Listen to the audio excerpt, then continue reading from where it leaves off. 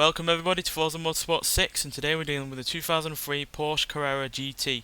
Now this is a mid-engine supercar that was produced between 2004 and 2007, where 1,270 of these were made.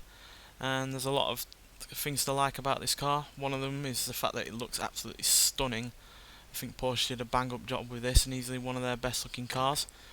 It's also a little bit practical in terms of front accommodation, if you take luggage into consideration. And the best thing about this car overall is the engine, which we're going to take a look at now.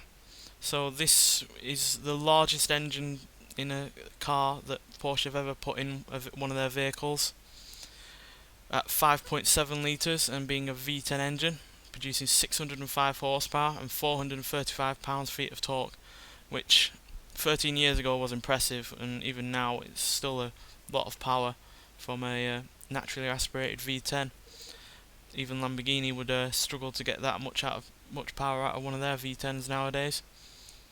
So yeah, couple that to the fact it weighs 3,258 pounds, which is not all that much, quite frankly, for a car this size, since it weighs made out of carbon fibre and other lightweight materials. It can make the most of that power. Its main rival, though, that was around the time, is the 2005 Mercedes-Benz SLR, which again is a 600 horsepower plus 200 mile an hour plus rear wheel drive supercar as well, but they are quite different. But to get into those differences, we're going to take this out onto the track and see what it can do. Welcome to Daytona International Speedway. We're going to take this car around on the first lap and talk through it on the second lap.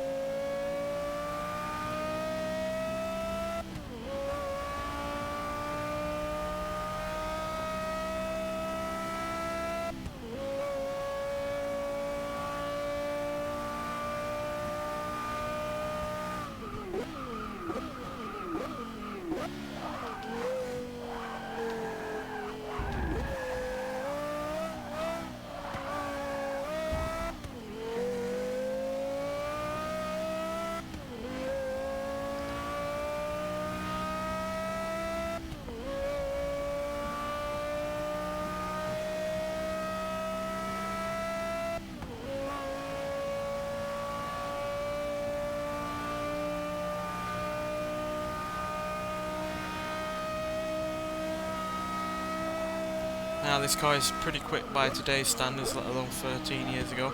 0 to 60, 3.6 seconds, 0 to 107 seconds, and going on to a top speed of 211 mile an hour, which is pretty damn good, quite frankly.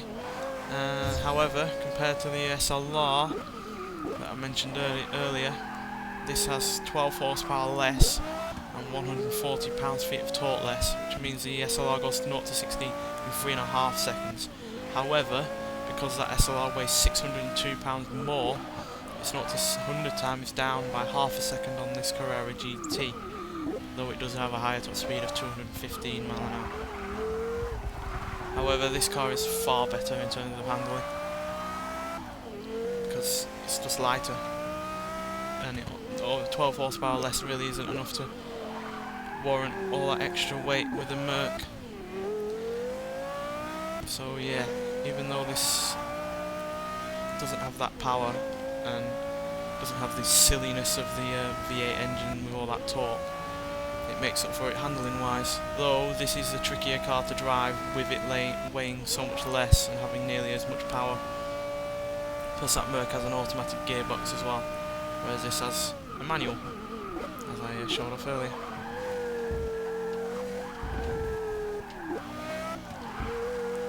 However, this car's far more rewarding when you get it right. That Mercedes is a bit more, way more forgiving than this is, but this is way more rewarding when you do get it right. That Merc, you could drive it around all day and not really ever get anything wrong. This is a learning curve, and yeah, it's a far better car for it. Oopsie daisy.